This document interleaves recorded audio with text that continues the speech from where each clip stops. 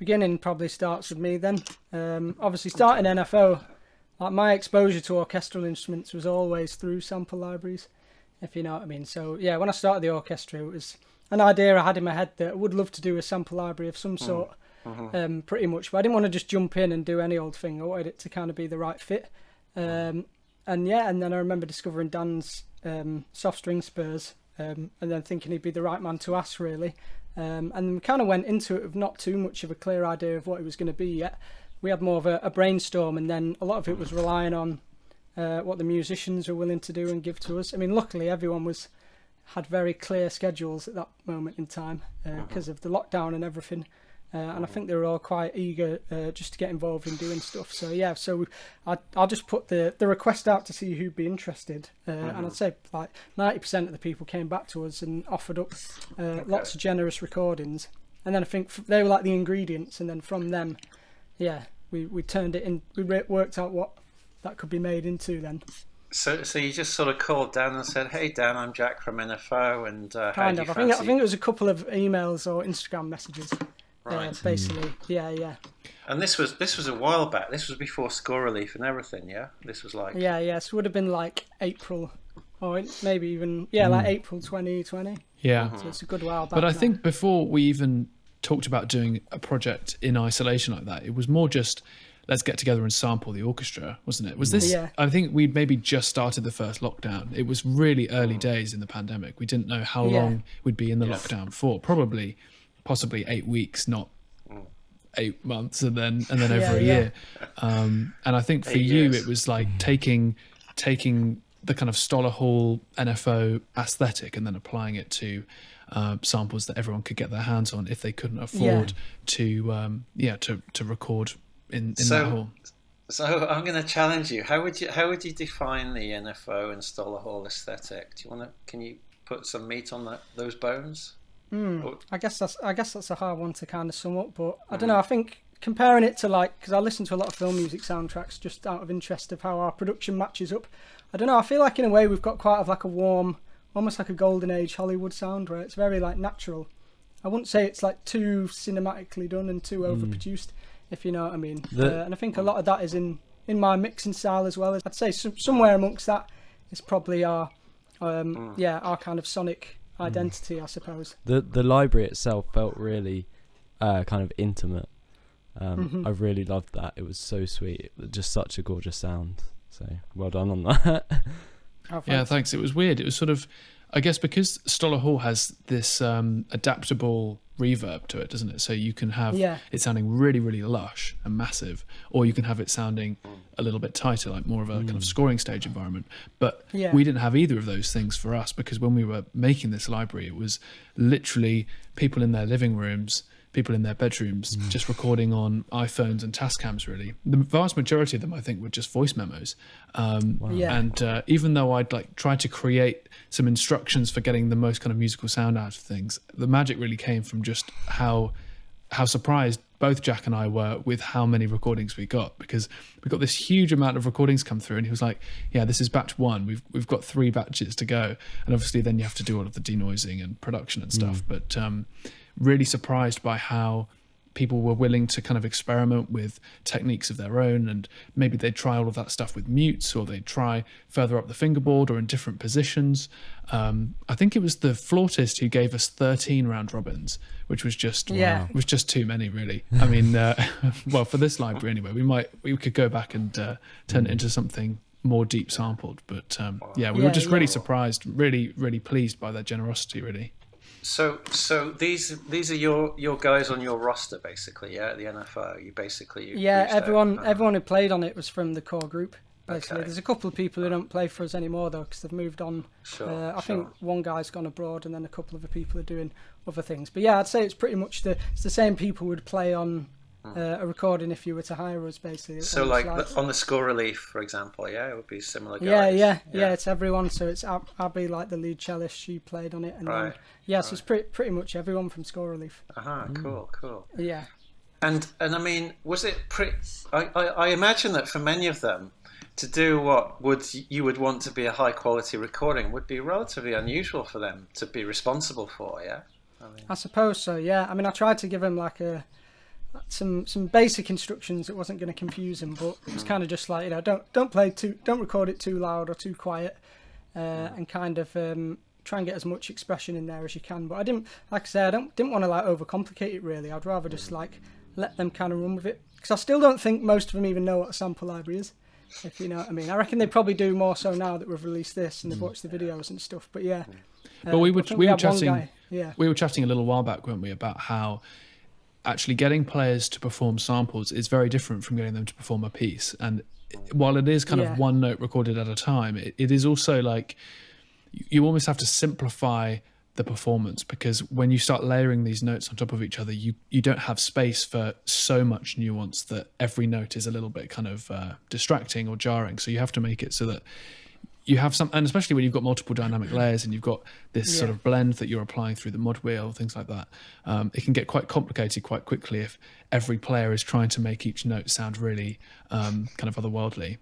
So it does take a lot of kind of adaptation, and I think some players took to it better than others. But for the vast majority of times, whenever I work with players for samples, I always say just play slower than you think. You know, if it's like if you're swelling up to something or you're applying a bit of vibrato, it somehow works better if you can really feel it progressing than just suddenly kind of throbbing. And what's that? One of your favourite words there, throbbing. and do you was there a huge range in terms of the recording quality, or were they all fairly consistently good? What would you say? Yeah, I mean, I'd say they were all decent, even though, you know, like Dan said, a lot of them were voice memos, like M4A files, and I think even them, given where technology's at now, is still pretty good. But I'd say there was enough people who use condenser mics that could have used that as like the solidifying ingredient, if you know what I mean. And then everything else can kind of be slipped in around it. I think we were lucky as well. Like one of the brass players, it's a husband and wife duo, and they did like trombone, trumpet, euphonium, and they had like some ribbon mics. Which I think added like a nice detail to it. So I think I think we were lucky that we had enough good ones for each section to sort of blend in with the others. But I guess it would have been interesting to see what could be done with if they were all voice memos. I don't know, but I mean that's one of them things where on paper it shouldn't work, but it seems to have come together nicely, I guess. I think it's a safety in numbers thing as well. There's yeah. I mean, we kind of in the way. Because we didn't get all of the dynamic layers that I was initially hoping for, and I wanted to make sure that when you go from 0 to 127 on the mod wheel, that something happens if you feel it growing in size. And I was quite inspired by once a year Spitfire, when they do their sort of kind of winter sale, they do this aperture project. So like last year they had the Aperture Orchestra, and the idea is that as it gets bigger, you actually introduce more players. So it starts with just a string quartet and it ends with a massive symphonic orchestra. And kind of taking that kind of practice, because we had so many recordings, it just wasn't feasible to put all kind of 50 violin recordings in the first dynamic layer. So in a way, we would often go from kind of 5 in the first and then maybe 10 and then to 15, and also choosing the ones that were stronger for the louder ones, and then trying to keep the softer ones. So I think in a way it's partly a safety and numbers thing in saying if we throw 50 individual recordings of a violinist playing an A, it hopefully won't sound, you won't notice too much that they're in a recording in a living room with their phone. But also like Jack says, we were fortunate to get quite a few people who had relatively decent recording. Even better than my microphone. Not better than yours, no. No. Good. Thank you, Dan. Well, that's great. I suppose that the smaller the group, or the smaller the sample, if you like, of instruments, then the more naked it is in a way. Yeah, and in this case, they weren't really very naked, I suppose, if you like. So no, not by the loudest volumes. No, idiosyncrasies sort of get submerged a little bit. Cool. Yeah. Archie, go on, ask a question. Is this like a Q&A? Are we doing a Q&A here? Just a conversation, I guess. Jack, do you want to or Dan, do you want to continue the story from there? Is that like what happened next? So you kind of got these recordings. Once we get all the batches recorded, I think it came in like 2 or 3 big batches. I mean, they were pretty timely actually in getting the instructions and returning them to us. And I think from there there was an editing process to be done, which obviously it's like with anything, once you start something, the first, say, 20% of the work probably takes you just as long as the rest of it, because you're figuring out the flow of it. Yeah. But me and Dan, I mean, obviously Dan did the bulk of it, but I helped a bit with the editing. So that was like chopping the different notes, because people recorded all in one take. So it was like chopping the notes, naming it in a specific way that made it easier to load into Contact, and then top and tailing it with a fade of like the same number of samples and everything. So yeah, that was kind of the editing process, wasn't it? And then I guess from there it's incorporating it into Contact, and then actually the sort of detailed bit of programming it all. And then obviously we have multiple patches as well. So I'm sure like Dan had to do slightly different things for each one, between like the strings and the winds and everything. Yeah, I wanted it to feel as much like it was in a room as possible. And so I was trying, once we had all of the samples, as Jack say, kind of labelled and kind of faded in and out, and the same sample start time as well, so that every time you hit the note, you can kind of offset it in by 20,000 samples or whatever. That makes it a lot easier in Contact, especially when you've got many, many samples to go through. But then it was a case of sort of mixing it and making it feel ready, so that if someone were just picking this up for free from Pianobook, they could kind of get started without having a huge suite of plugins at their disposal. But the main thing that kind of helped to create that sense of the room was this plugin I used called Virtual Soundstage. And basically it just helps to, it's sort of what you'd put before your reverb. So it just kind of sets it back a little bit, has little bits of kind of room reflection and things like that, but you'd still use it with reverb afterwards. And that also enables you to pan things without actually turning the pan knobs. You can actually space them within the room and say, that's where they live. And that was really helpful for being able to separate the violins, the violas and the cello, because otherwise it'd have all just been up the middle, which wouldn't have been that nice a sound really. And the same with the brass as well, positioning the horns over to the left, because that's typically where they'd be, the trumpets and the trombones the other side, and then the woodwinds in the middle. And then that also means that when you play it as one kind of orchestral patch, the idea is that you can then hear everything, it's all got its own space within the stereo image. And that took a little bit of time to get right, but I'd say by the time the kind of string patches were pretty much there, it was relatively easy to kind of transfer that over to the winds and the brass. It was just a time-consuming process, really. And how much extra work did it create how did you decide, and why did you decide, and how much extra work did it create to decide to do it for DecentSampler as well? Yeah, I reached out to Christian and I said, there's an orchestra coming to Pianobook soon. And the first thing he said was like, that's amazing, but like, can we definitely have a DecentSampler version? And I was really keen to do it, but I didn't really know how DecentSampler worked. And I think because of the whole kind of YouTube Pianobook creators movement, of which there are a few of us, I've become kind of quite good friends with Dave Hilowitz, who obviously created DecentSampler. Yes. And he kind of gave me some instructions, but I was having some difficulties getting it out of Contact 5. Another thing that, I bought Contact 6 and then had everyone saying, oh, thanks for the Contact 6 version, but where's the Contact 5 version? So making sure that it's kind of compatible for everyone. But I had some issues getting it into DS, and thankfully Dave Hilowitz was willing to make it and port it out via a Lua script with Creator Tools. So I think this script does most of the legwork in kind of assigning the crossfades and the sample starts and stuff, but then it's building a directory so that the sampler knows where the different files are. I think that's the majority of the legwork that he had to do on that side, but I could be wrong. I'm sure it was quite a lengthy process to put together as well, but it was right at the very end. So I kind of sent stuff back to Jack and checked that he was happy with each section as we were working on it, and then when he kind of signed the sort of approval, I then ported it off to Dave. Right. Was it always in your mind that you were doing it for free for Pianobook? Was that not actually, really? No, originally, yeah, I was. I mean, I didn't really think too far ahead when we started, but yeah, I think my idea was to, if we could sell it in some kind of way, would have been good. But then I realised that, I don't know, it's kind of hard to just launch into that world of like being a sample library company with all the competition, and then also, we're just not known for that. We don't have the customer base, and I didn't think it would be the right way, considering the type of library it is. I think it's better to like make it as accessible as possible. Kind of similar with the scorely philosophy, I suppose. I figured that there was more benefits all around to just give people like a free tool that they could use really, more than trying to like go down the monetization route. So of course that's something we could always look at in the future, but I think we made the right choice really, because at the end of the day it's just going to open it up to more people, and it comes back to that thing I was saying at the beginning of like a lot of people, their exposure to orchestral instruments is through sample libraries, so you don't want to put a paywall through that. In fact, I had someone message me today saying that their 15-year-old son is just starting composing, and they're in and out the pockets all the time, buying Cubase and everything.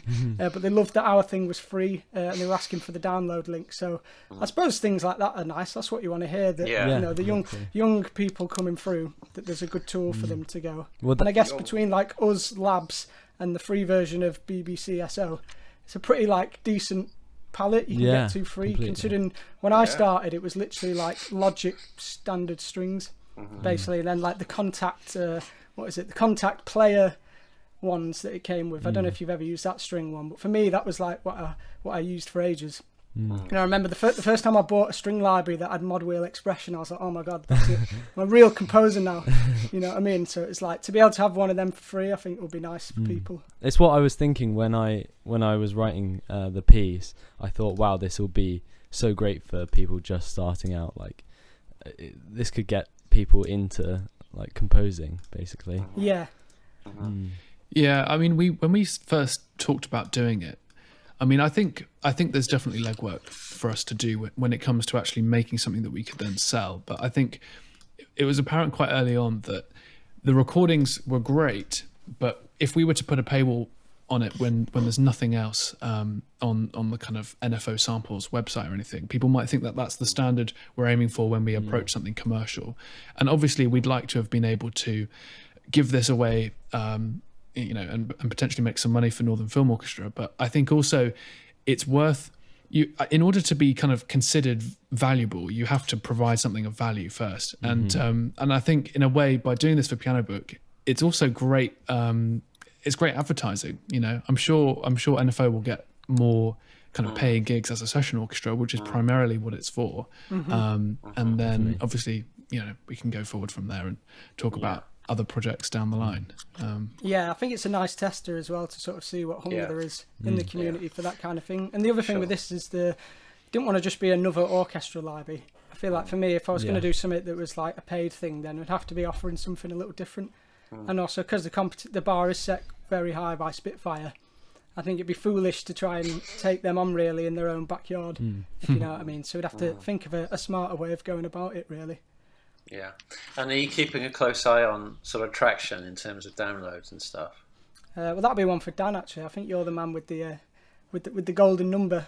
Well, I don't actually. People on Pianobook don't see how many downloads they have. But I know that things like the soft string Spurs a while back had over 3,000 downloads. So I know there is quite an active community on there. I don't know what the most downloaded instrument was. For a little while, it was one of the first upright pianos that went onto there. But I wouldn't be surprised if, because we've got Christian who's going to be sharing the instrument soon, and we've also got it on the front page of Pianobook as well. I'm sure lots of people will see it.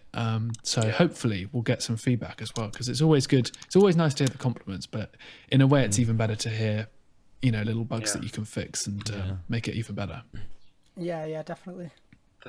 One of the things I was interested in was the sort of ratio between DecentSampler or is it the same download? It uses the same audio files. Yeah, it should sound pretty much the same. So you wouldn't see who had downloaded it for DecentSampler versus who downloaded it for. No. Okay. Right. Stupid question, Brian. Yeah, so I've just put 2 image files in the chat. I don't know if I've seen them. Whoever's the host is able to pull them up in a way that people who are watching this video can see. But basically, in there was because we changed the user interface fairly late in the game. I had my mate Will, who's a really good graphic designer, did the original designs. But I think it could be cool to show them actually, just to see, let people know what it almost looked like. But that's actually the wood.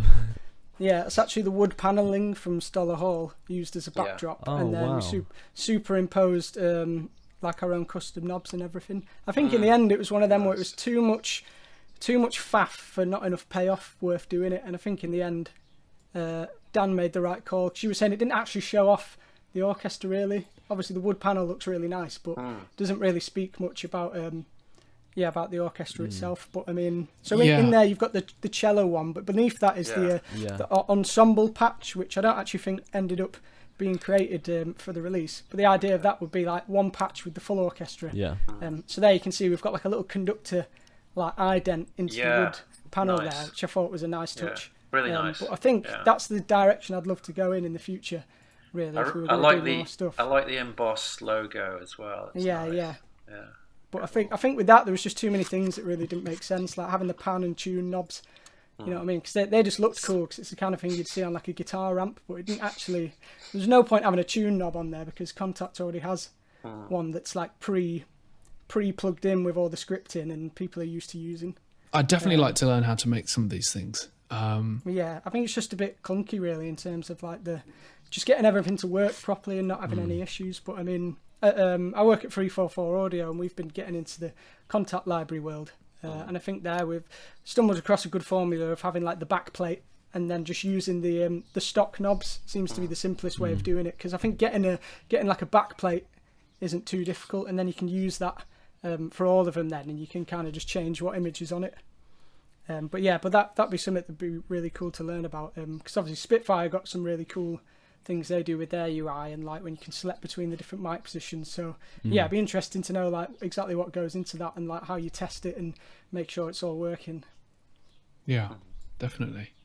So Archie, tell me about your sort of like first impressions, and did you immediately know what you wanted to do with it, or did you sort of have to listen to it, play around with it a bit? I had a little play at first, just with literally just improvising some lines and stuff, and like switching between the instruments, and I wrote something, and then I said, well, this could do with a piano, so I wrote some piano stuff, and then kind of had the orchestra as the underscore for that, and it worked so well as that. It's really intimate and beautiful, like really nice. Do you remember what your immediate impression was, like the very first thoughts when you pressed the key?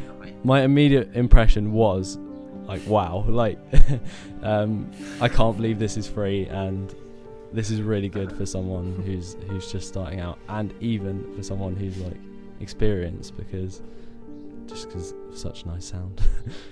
Yeah, I think there's just something about it. It does have a nice tone that's like just good for really writing with as well. I mean, I'm lucky because I've had the prototypes for months and months. I've actually been able to write with them in the meantime. But yeah, I don't know. I think they're just like, if you're sketching an idea down quickly, it's just, I don't know. It's one of them sounds that like conjures up ideas in your head, which I think is like, for me, the mark of a good sample library really is that it's like, you know what I mean? It moves you forward with momentum when you're writing, kind of thing. And like you say, you were like, oh, this needs a piano now. It's like sparking ideas just based on that, if you know what I mean, which is like exactly what we want. Exactly.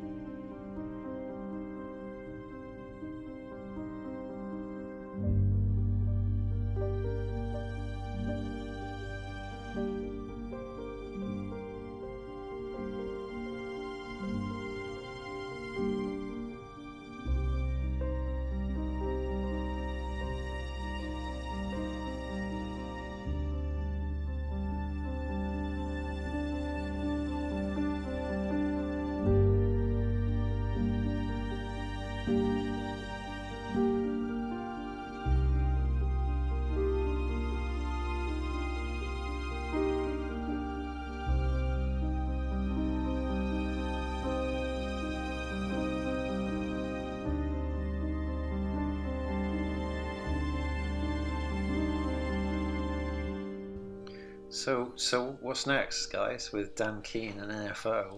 Where's it? Anyway, are you heading?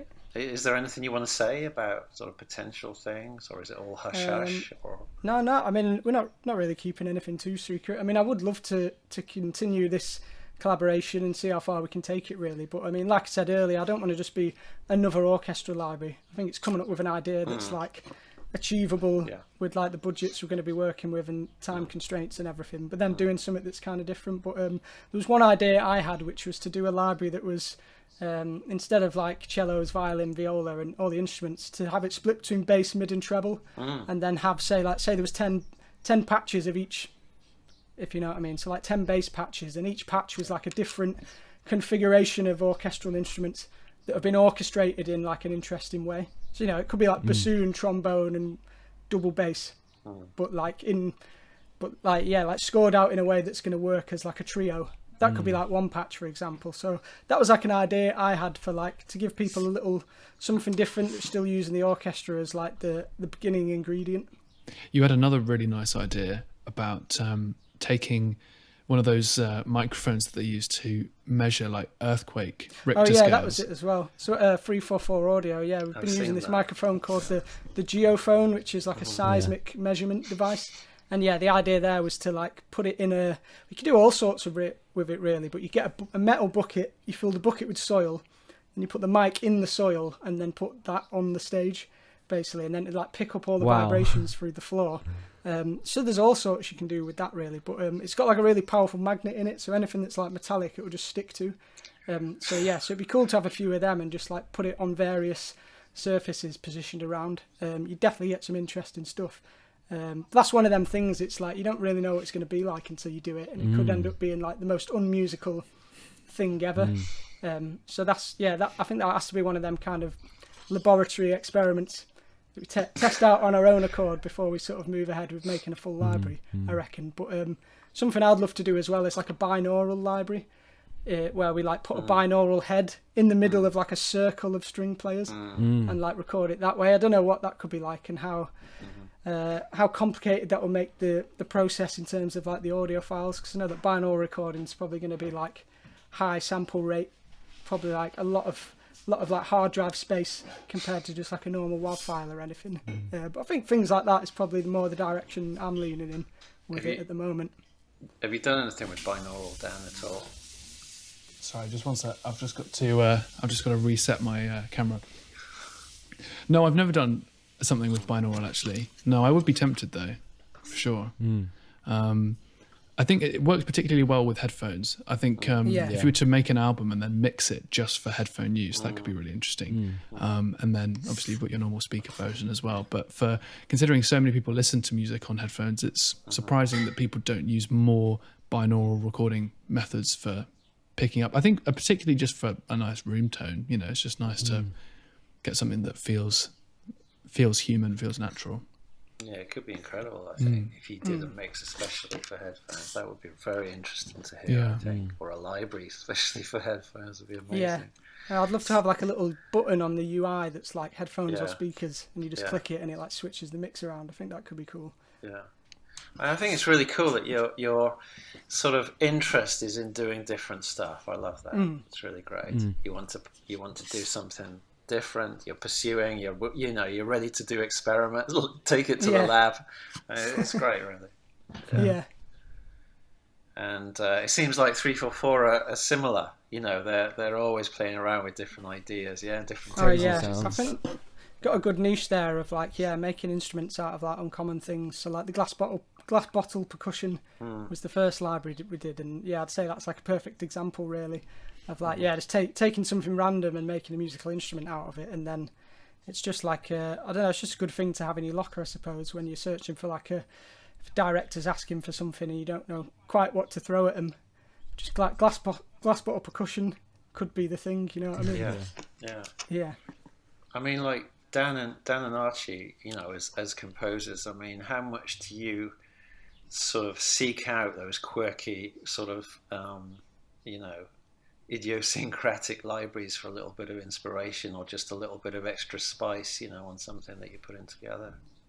Is that something that you actively do? I definitely seek it out. I love kind of like indie films and stuff, and they always have like some sort of different score to like just an orchestral score that you'll hear. So that the smaller libraries with like crazier sounds and like laboratory experiments in they really provide some sort of inspiration for Can you mention any specific examples of ones that you've come across which might sound a bit weird but it really worked well? Well, yeah, the 3/4/4 stuff.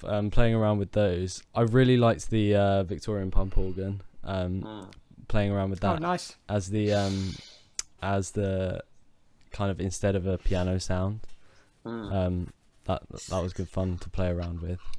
That actually just got released today, I think. Today.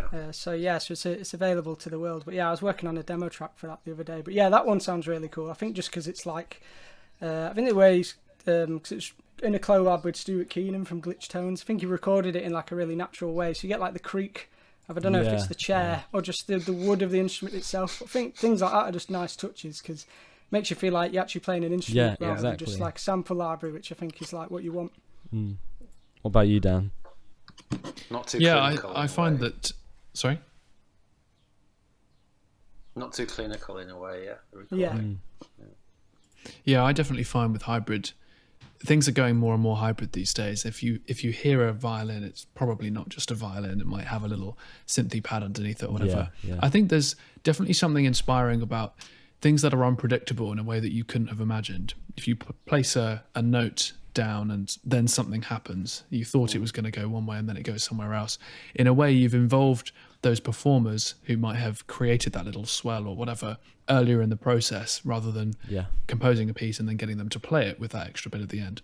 But that can definitely make your whole kind of compositional workflow, change entirely. And I mean, I was playing with a library yesterday from one of the ones I did for Pianobook months ago, about a year ago now, this isolation collaboration thing. And every note is 30 seconds long and there are 2 round robins. So you can literally just hold a note down and within a minute, really, you don't have any repetition of any kind of texture, and it's different for every single note. So in a way, it's sort of like, and I hadn't played it since I released it. So I was just kind of playing around with the sound, and within seconds you're like, oh yeah, that could go somewhere.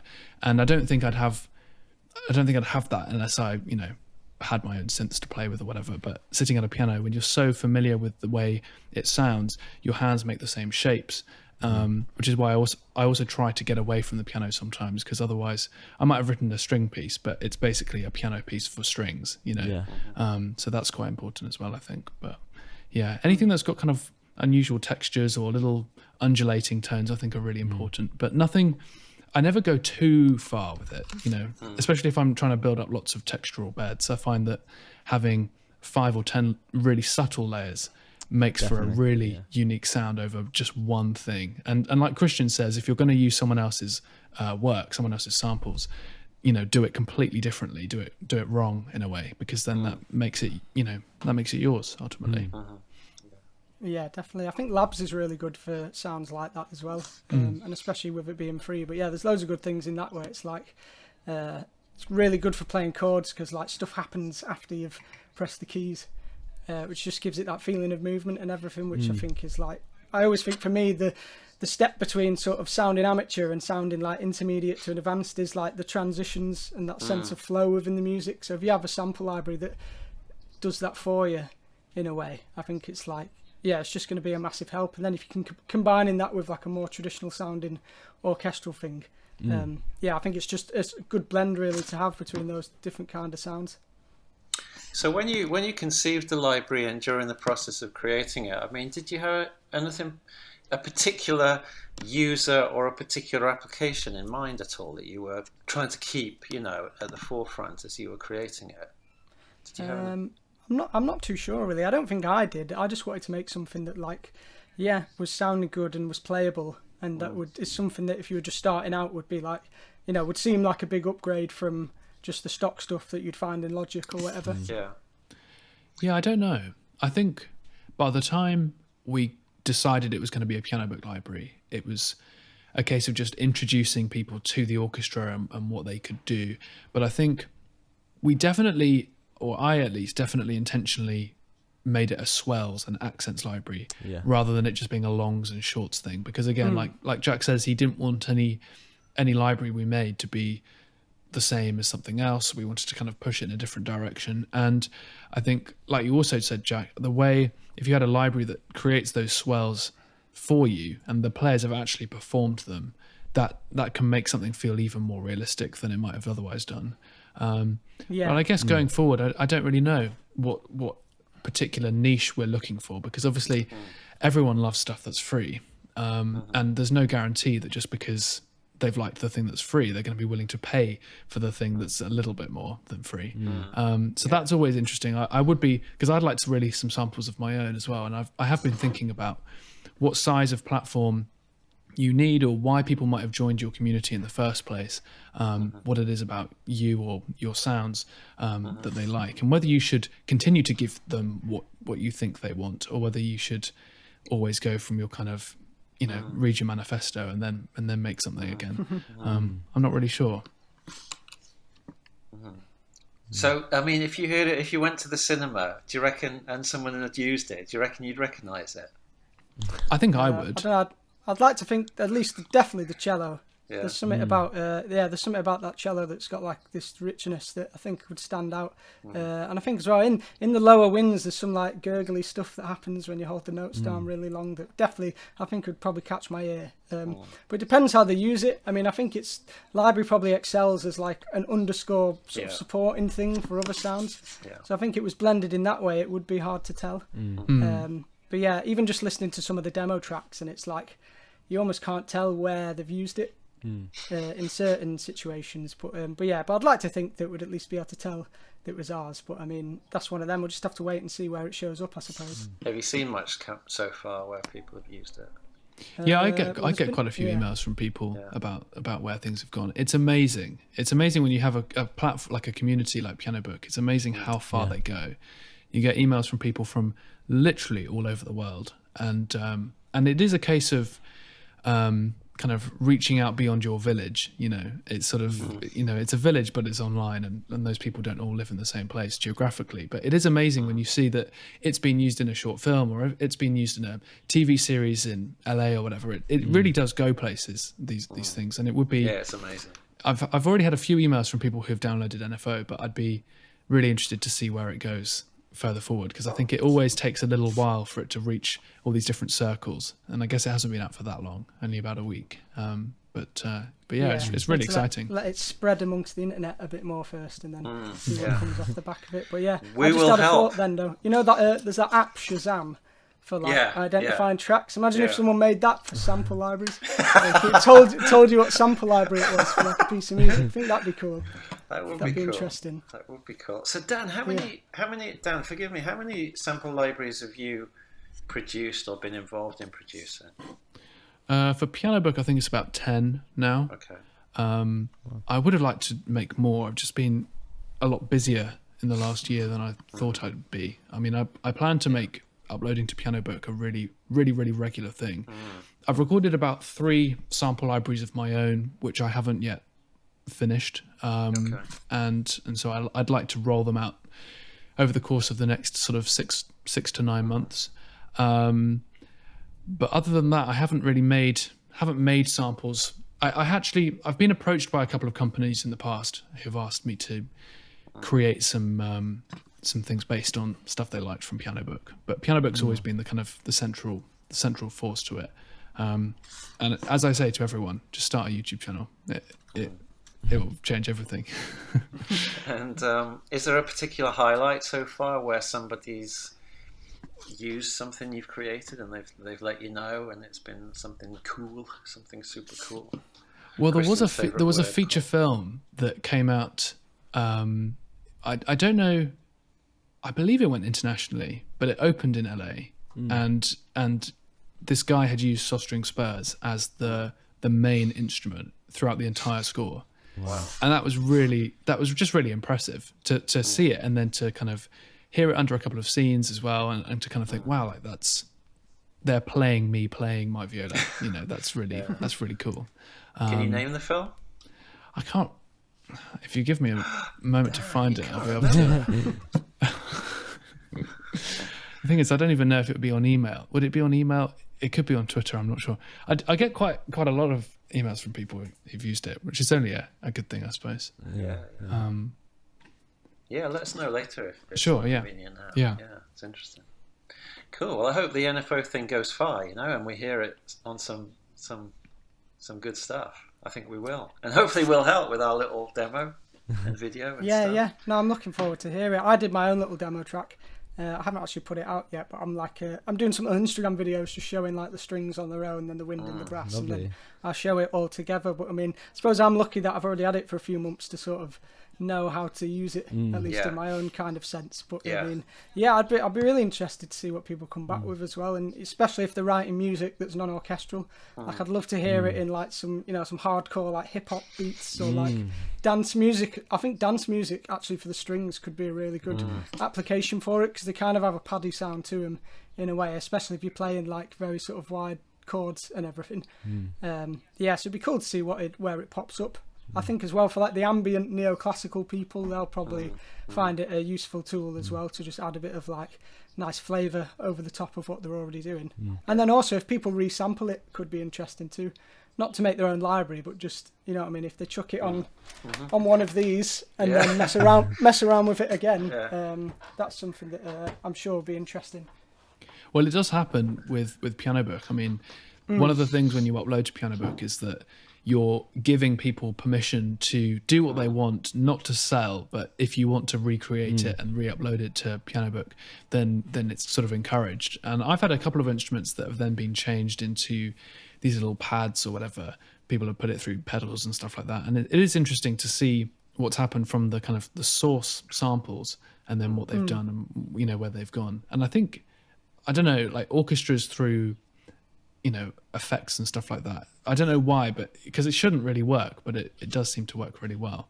That kind of idea of like, tape and things like that sounds really cool. There you go, Archie. Tape loops. I'm gonna start playing around with some tape stuff. My friend's given me a tape recorder, and Brian's gonna send me tape echo. Indeed. Cool. Oh wow, very nice. So we've got some interesting analog experiments coming actually. So to do some stuff. Do you do much with like tape and stuff, Dan? Or... Yeah. We've been I've been making a piano sample library and a drum sample library lately, and we've been experimenting with tape. It's weird because we've been kind of recording it out of an interface and then recording it onto the cassette and then recording the cassette back, and you can kind of adjust the playback speed so you can get things to sound really filthy, or you can get it to sound kind of strangely sped up and it sounds really tight. But cymbals always sound really weird through tape, and it's just whether, or at least it has on our tapes that we've had, but because cassette plugins can go so far, but it's just not as genuine. And there's something so cool about being able to like, it's tactile. You're rewinding and then you play it back in, and something doesn't work and you've got to figure out why, or you've got to clean the tape because it's been erased too many times and it gets all greasy. That kind of stuff is so fun. It feels I guess it feels kind of artisty as opposed to like just sitting like playing on your keyboard. And we were never supposed to be sitting in front of file managers and computers. No, exactly. So what specifically is weird about cymbals on tape? What exactly does it do to the cymbal? I think it's just it tends to wobble when with those like high frequencies that are sustained. I guess with drums you can get them to sound really kind of distorted and really kind of hefty, but I guess if you were to have that as a pitch that sustains, you might start to notice some wobble. But we've certainly noticed it on the cymbals. The hi-hats have been fine, but particularly like crash cymbals, it's like it just doesn't quite sound the same. Guys, I'll have to jump in really quickly to say that my internet may go at any second, but I'm gonna keep going as long as it'll last. I've had the text saying I've run out of data. Oh no! But we still appear to be going, so we'll just see how long. I think that means you've got like 10% left or something. Yeah, potentially, yeah. But we'll just keep going. But yeah, I think the tape thing is that it just can't handle the amount of like high frequency, like information, I suppose, in there. So it has to just like round everything off, basically. But yeah, I think anything where you sort of take it out the digital world into like physical medium is always going to be fun. Yeah, for I think sure. that's why vinyl's like good to play with as well. Like it's a shame that it's so expensive to get them made, because it'd be awesome if you could just like cut your own effects onto vinyl and just like play around with that. Yeah, absolutely. Yeah. Cool, guys. Maybe we should wrap it up. What do you think? Sure. I'm happy. I mean, I think we've touched on pretty much everything. I'm happy. I've got plenty there of juicy fodder. So that's good. Awesome. Thank you, guys. Archie, you happy? Are any outstanding questions? Lingering questions? Not really. I actually prepared a few questions just on my phone because I thought this was going to be like a Q&A for Dan and go on, Jack. Go for it. So this is for Dan actually. So something that's drilled into composers nowadays is the importance of like developing your own voice. So what music do you think has like kind of shaped your voice as a composer? That's interesting. Well, I came up through the classical ranks, so a lot of what I learned about as a composer before I had a computer for composing music was like just being in orchestras and things like that. I think in particular, composers like Bernstein really changed things for me. Yeah. Being able to kind of, I love it when people say like, oh, he's quite jazzy. And it's like, yeah, I guess he is quite jazzy. Yeah. Or you hear like Debussy and they're like, oh, listen to that 9. I really like that 9 in that chord that he did. And it's like, you realize that a lot of these people taught the jazz, like the jazzers that would then develop into jazz. Like it's not just an age that closes and another one that opens. It's just a fluid thing, and harmony is definitely like the biggest thing I always kind of get towards. I notice an artist when they sit and play a C major chord, like they will play it in a slightly different way, whether it's the voicings or whether it's kind of the style of playing. I notice myself playing a chord like that, and I don't know if it's just because my hands always fall into the same positions or whatever, but that's definitely something. Jacob Collier has been a massive influence on production for me, just learning about different ideas about rhythm and his kind of philosophy behind harmony as well. I don't go quite as far as he goes with those things, but I definitely try the things that he talks about, and that's been a really kind of good thing for like expanding my horizons, my musical horizons. Do you sit and watch the hour-long like Logic session breakdowns of like All I Need and Moon River? Honestly, I've watched all of those at least 3 times. They are so good. Good. It's a shame that he puts them behind. I think he does most of them on Patreon now, but they used to be because I should support him really, because it's not very expensive. I've got tickets to see him next year actually. So do I. Amazing. Were you supposed to see him last year? No, I just got tickets for the recent one. Like I just bought tickets because I know people got like they got it for the next time round, but I just bought for the next time round at nice. Brixton Academy. Oh nice. I think that's the one I'm going to. Awesome. I'm definitely going to one of the London ones, but I think he might have expanded his tour dates a bit. He's amazing. Really, really interesting. So for developing my own voice, I'd say there was one other person who.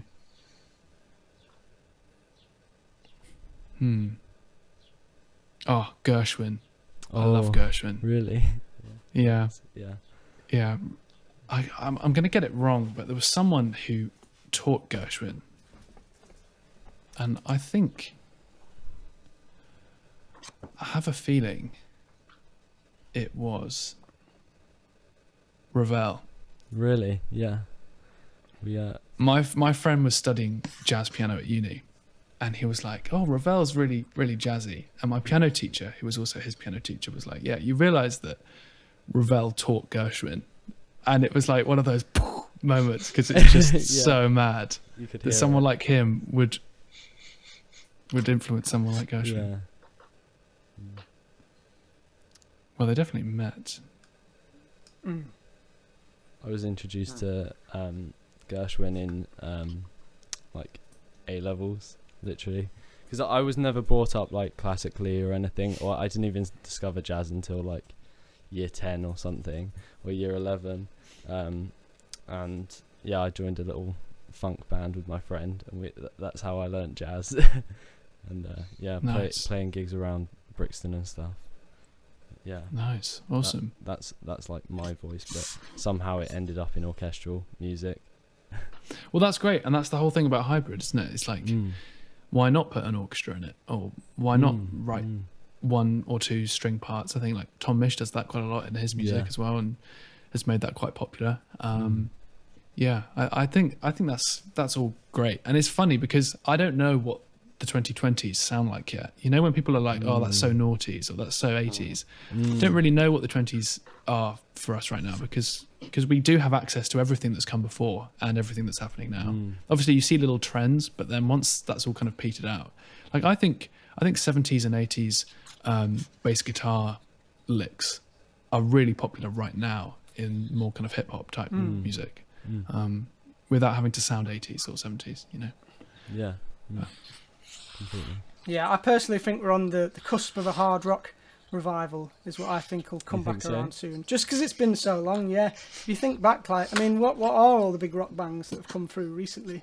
I don't think anyone could name any, to be honest, that are on like that level of like, I don't know, Metallica or whoever it is. So yeah, that's something I'd like to see. So we'll just have to see. But I think, I think the youth of today will play a big part in that. And I don't know, maybe they're all more into like TikTok pop singers or whatever the new thing is. But I think things do kind of move in stages, and I reckon we'll see like a late 90s early 2000s like aesthetic maybe roll round again in some of like the some of the new acts coming through, but we'll just have to wait and see, I guess. But I mean, it'll be cool to see how that like influences film music too, because I imagine film music will probably become less cinematic or less orchestral as we move on, and like more sort of taking elements from all over the place.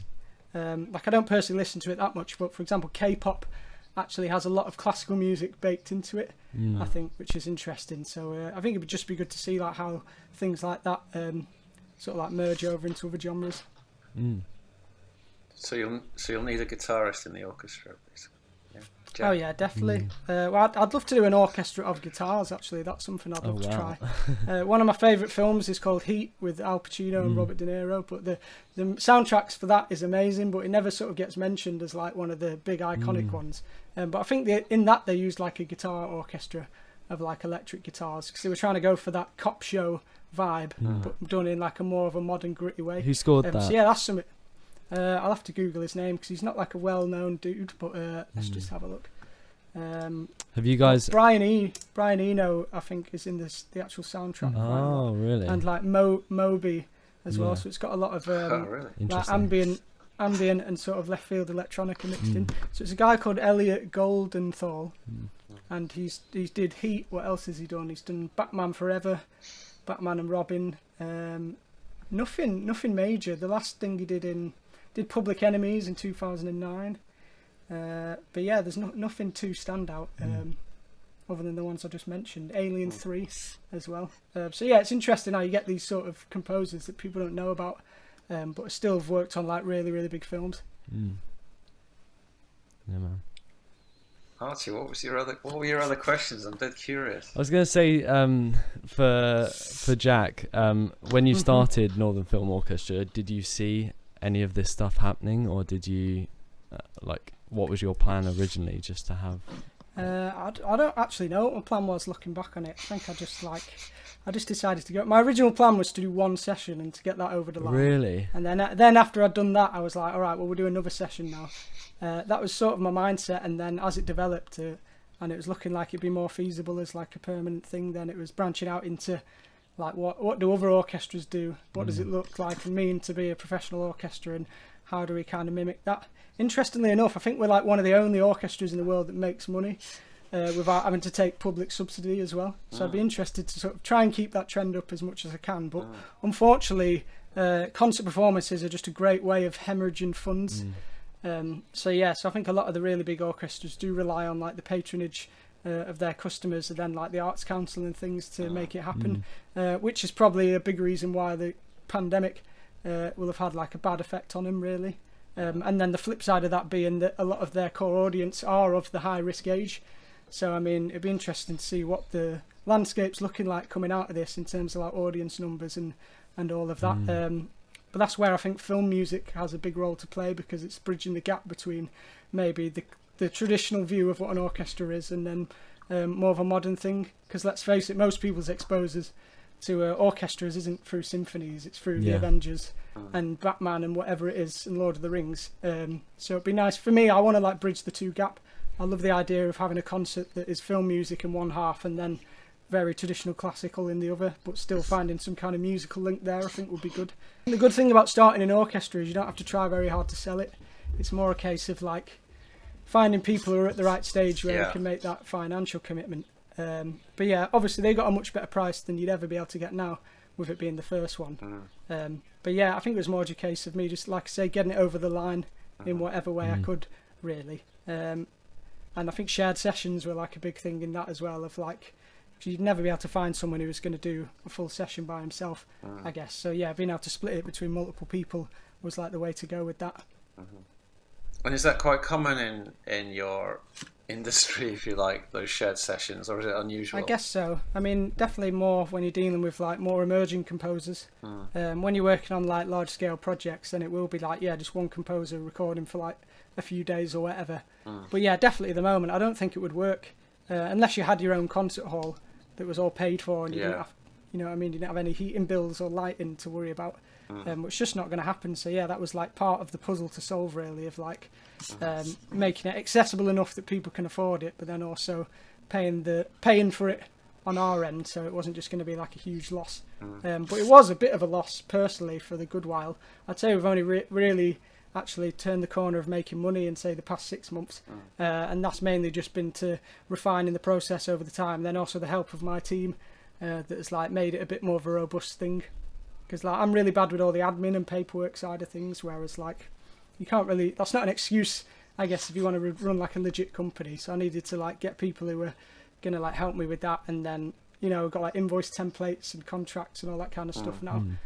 So yeah, I think it's just been a slow process of building it up, really, but then also trying to stay true to that like initial idea of what I wanted it to be. All right. Thank you so much, guys. Thank you, guys. It's been That's a all great right. pleasure, actually.